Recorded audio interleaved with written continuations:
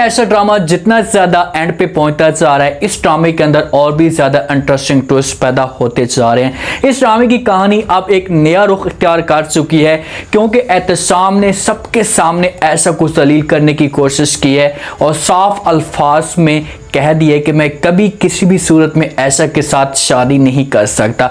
जो भी इंसान अच्छा होता है, जो भी इंसान नेक होता है और अपने आप को पाक रखने की कोशिश करता है, तो उसके साथ हमेशा ज़िंदगी में ये मसले आते हैं। अब क्या होगा, असवद ने अपनी मोहब्बत का इजहार कर दिया ऐशा के सामने। क्या ऐशा असवद के साथ शादी कर पाएगी या इस जगह पर असवद को इनकार कर देगी? जिस हिसाब से एहतशाम ने ऐशा को तंग करने की कोशिश की, इसकी इज्जत को खराब करने की कोशिश की, और अगर मौके पे असवद ना आता तो ऐसा मुकम्मल तौर पर बदनाम हो जाती। बेचारी किसी के आगे नाम तक ना लेती, खामोशी के साथ रोती रहती और अपने आप को वहीं पर ख़त्म कर देती। लेकिन जैसे ही असवद की एंट्री होती है और एहतशाम को थप्पड़ मारता है, उसके बाद एहतशाम को अपनी औकात याद आ जाती है, लेकिन ये अपनी हरकतों से बाज नहीं आता। हालांकि इसके साथ जवेरिया ने शादी से इनकार कर दिया और उसने अपने वालिदैन को साफ अल्फाज में कह दिया कि भाई ये घटिया इंसान है और मैं कभी भी इसके साथ शादी नहीं करूँगी। ऐशा ने हाँ कर दिया था सिर्फ और सिर्फ अपने वालिदैन की खुशी के लिए, जो एहतशाम के साथ शादी करने के लिए तैयार हो चुकी थी। इसका ज़मीर इजाज़त नहीं दे रहा था। वो बार बार अपने आप के साथ ये सवाल करती थी कि भाई इसके साथ मैं शादी करूँगी, या इसके साथ मेरी मंगनी हो चुकी है तो आगे जाकर ये मुझे मज़ीद ख़राब कर सकता, और वैसा का वैसा ही हुआ। अब एक महफिल लग जाती है, सारे के सारे जो घर वाले होते हैं एक जगह जमा हो जाते हैं। एहतशाम जो है वो ऐशा के ऊपर सवाल करना शुरू कर दे, तो उससे कहता है कि भाई आप लोग सब इससे पूछे तो सही कि इसका चक्कर किसके साथ चल रहा है, जो इसके दिमाग के अंदर कौन चल रहा है। जिस वक्त ऐशा की माँ से बातें सुनती है तो वो गुस्सा करना शुरू कर देती है एहतशाम के ऊपर। उससे कहती है कि एहतशाम ये कैसी बातें कर रहे हो, अपना बकवास बंद करो और मेरी बेटी के ऊपर इल्ज़ाम लगाना बंद कर दो। तो जहाँ पर एहतशाम कहते हैं कि भाई आप लोगों को इसे इल्ज़ाम लग रहे हैं, आप लोगों को ये सब कुछ लग रहा है कि मैं बकवास कर रहा हूँ, लेकिन बस मैंने फैसला कर लिया कि अब मैं हमेशा के लिए इसके साथ अपना रिश्ता, अपनी मंगनी तोड़ चुका हूँ। अब मैं कभी भी इसके साथ शादी नहीं कर सकता। अब एहतशाम को इस बात का यकीन है कि भाई इस वक्त इस मौके पे अगर मैं ऐशा को इनकार करता हूँ तो ऐशा के साथ शादी करने के लिए कोई भी राजी नहीं होगा, कोई भी ऐशा के साथ शादी नहीं करेगा। ऐशा बेचारी आंखों के अंदर आंसू लेकर बैठी होती है, खामोश खड़ी होती है। अब उसके पास तो ऐसे कोई अल्फाज नहीं होते। अगर इस मौके पे लड़की के ऊपर ऐसा के इल्ज़ाम लगना शुरू हो जाए तो इससे लड़की के लिए बहुत बड़ा मसला खड़ा हो सकता है। आगे के लिए कोई भी रिश्ते के लिए आएगा तो आकर जो वो पूछने की कोशिश करेगा कि भाई इस लड़की की इतनी उम्र हो चुकी है, अभी तक बैठी हुई है, इसके साथ कोई शादी करने के लिए तैयार क्यों नहीं हो रहा, क्या वजह हो सकती है। हजार किस्म के सवाल आते हैं और लड़की की जो जिंदगी है इसी के से गुजरना शुरू हो जाती है। लड़की हमेशा के लिए घर पर बैठ भी सकती है।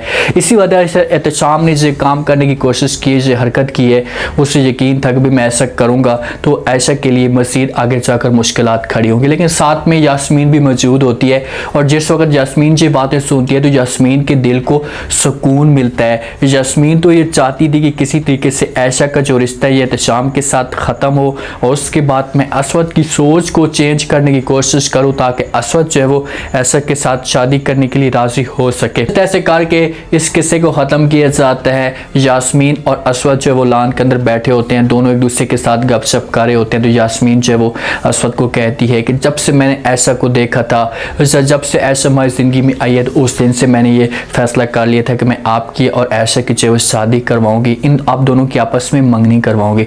तो असवद ये बातें सुनता है तो अपनी माँ को जवाब देता है और कहता है कि माँ जी क्या वजह हो सकती है। तो यास्मीन कहती है कि मुझे अच्छी लगती है, उसका एक इखलाक, उसका बात करने का अंदाज बहुत ज़्यादा कमाल का है, इसी वजह से मैं सब कुछ चाहती हूँ कि आप दोनों की आपस में शादी हो। तो असवद आगे से जवाब देते अपनी माँ को, उसे कहते हैं कि माँ जी ऐशा को अल्लाह ने सलीयत इतनी ज़्यादा दी है, वो जिस किसी के साथ भी बात करती है, एक दफ़ा बात करती है तो आगे वाला इंसान हमेशा के लिए उसका हो जाता है, उसका दीवाना हो जाता है। जब इन दोनों के आपस में गपशप जारी होती है तो वहाँ पर जो वो अनुशे सारी की सारी बातें सुन लेती है। अब यास्मीन जहाँ पर पर असवद को ये कह सकती है, उसके साथ ये बात कर सकती है कि आप एक दफ़ा जो वो ऐशा के बारे में सोचें सुकून के साथ और उसके बाद बड़ा फैसला करें, क्योंकि मैं ऐशा जैसी लड़की को कभी भी नहीं खोना चाहती, अपनी बहू बनाना चाहती हूँ। तो असवद अपनी माँ के साथ ये बात कर सकता है, उससे कह सकता है कि ठीक है माँ जी, आप मुझे थोड़ा सा सोचना का मौका दें। अब असवद की भी आंखें खुल चुकी हैं, जिस हिसाब से अनुषा ने इसे इनकार किया है, इसकी माँ की इंसल्ट की है, तो उसके बाद असवद को भी इस बात का यकीन हो चुका है कि अनुषा मेरी किसी भी काम की नहीं है। अनुषा इनकी बातें सुन लेती है और अनुषा पहुंच जाती है फिर पूरी महफिल के अंदर, सबके सब जमा हो जाते हैं। तो अनुषा ऐशा के ऊपर सवाल करती है, उससे कहती है कि भाई आप सब लोग इससे पूछें कि आखिरकार ये क्या असवद को पसंद करती है या नहीं, क्या इसके दिल के अंदर असवद रहता है या नहीं। हर बार ऐशा बेचारी को मुखातिब करती है और उससे कहती है कि इससे पूछो तो सही, ऐसा बताओ कि आपके दिल के अंदर कौन रहता है और कौन नहीं रहता। अब अनुषा इस हिसाब से बात कर रही होती है कि भाई ऐसा खुलकर बता देगी कि हाँ भाई मैं मोहब्बत करती हूँ, लेकिन ऐसा खामोश खड़ी होती है और बार बार चाहे वो अनुषा को रोक सकती है, उससे कह सकती है कि खुदा के लिए आप ऐसी बातें मत करें, मैं जो कुछ भी था वो मेरा मासी था, अब ऐसी कोई भी बात नहीं है। लेकिन जिस वक्त सबके सामने ये बात चलती है, एक माहौल फिर गर्म हो जाता है, एहतशाम को मज़ीद पॉइंट मिल जाता है और एहतशाम मज़ीद बातें करेगा और कहेगा कि हाँ भाई बताओ, इसी वजह से तो ये मेरे साथ शादी नहीं करना चाहती या इसी वजह से ये लड़की बहाने ढूंढ रही है, मुझे बार बार इनकार कर रही है। अब ऐशा को डर लग जाता है, जॉब के लिए जाती है, पहले भी जिस हिसाब से तमाशा खड़ा किया था अनुषा ने, तो असवद ने इसे अपने पास बुलाया था और असवद ने इसकी इंसल्ट की थी और कहा था कि दोबारा मुझे इस किस्म की हरकत मिली तो मैं आपको अपनी औकात याद दिला दूंगा। तो इसी वजह से बेचारी ऐसा डर रही होती है, जिस वक्त जॉब के लिए जाती है, अपने रूम के अंदर मौजूद होती है। थोड़ी देर के बाद असवद जो है इसे अपने पास बुलाता है, इसके साथ बात करते हैं। तो पहली मरतबा ही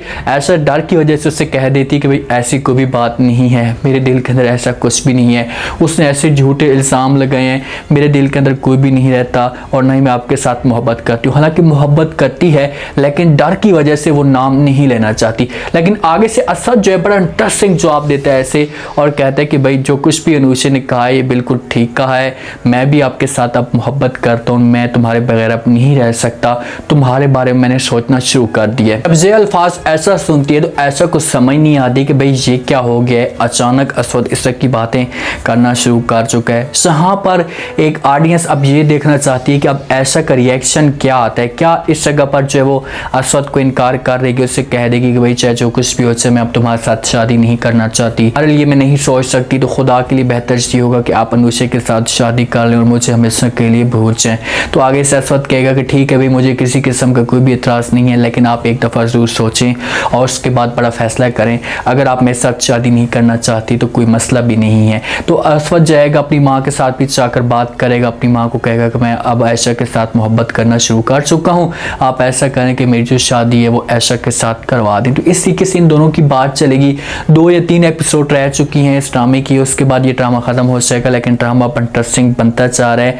अब कहानी के अंदर ट्विस्ट पैदा होते जा रहे हैं, क्योंकि जिस वक्त अनुषा को ये सब कुछ पता चलेगा तो अनुषा तमाशा खड़ा करने की कोशिश करेगी, हर तरफ हलचल मचाएगी कि ये सब कुछ क्या हो गया है, ऐसा असवद आप तुम मेरे साथ नहीं कर सकते। लेकिन असवद आप कहेगा कि भाई आप कुछ भी नहीं होगा, क्योंकि तुम्हारे में और ऐशा में बहुत फ़र्क है, और जो यास्मीन बेगम होगी वो भी जो वो असवद की सपोर्ट करेगी और ऐशा को कहेगी कि कोई बात भी नहीं है, मेरा ख्वाब था, मैं आपको अपनी बहू बनाना चाहती थी और मेरा जो अब ख्वाब है ये पूरा हो चुका है। उम्मीद है आज का रिव्यू, आज के टीजर आप लोगों को पसंद आया होगा।